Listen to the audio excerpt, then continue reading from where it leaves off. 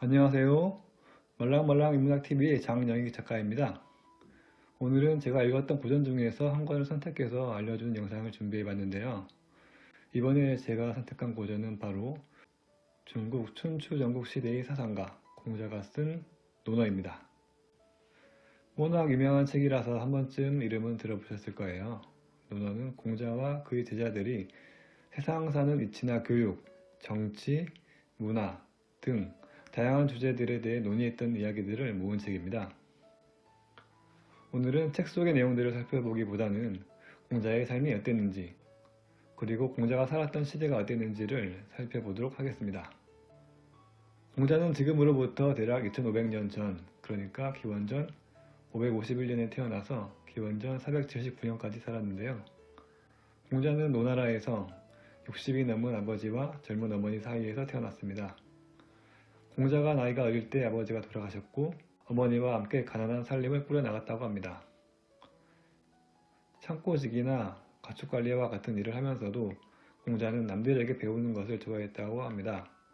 그리고 그는 어린 나이에 학문의 뜻을 두었고 주나라의 문화와 제도를 회복시켜서 천하를 안정시키고자 했습니다. 그의 밑에는 여러 제자가 모여들었는데 그는 노나라에서 관직을 얻어 능력을 인정받기도 했지만 자신의 뜻을 펼치고자 노나라를 떠나서 여러 나라를 돌아다닙니다. 하지만 당장의 생존이 중요한 제후들에게 공자의 생각은 받아들여질 수 없었고 결국 다시 노나라로 돌아오게 됩니다. 이후 그는 교육과 저술 활동을 하다가 삶을 마감합니다. 공자가 살았던 시기의 중국은 격변의 시기였습니다. 천하의 중심이었던 주나라가 무너지고 지방의 제후들이 일어나서 패권을 위해서 다투던 시대였죠. 이를 춘추전국시대라고 부르는데요. 춘추전국시대는 춘추시대와 전국시대로 나눠집니다. 기원전 770년부터 기원전 403년까지를 춘추시대라고 하고 기원전 402년부터 기원전 221년까지를 전국시대라고 합니다. 공자가 태어난 시기가 기원전 551년이었으니 공자는 춘추시대 말기에 태어난 셈이죠. 혼란의 시기가 어서 끝나기를 바라는 마음에 다양한 사상가들의 제후들을 찾아가서 자신의 의견을 피력하고 제후들이 자신의 의견을 받아주기를 바랬었는데요.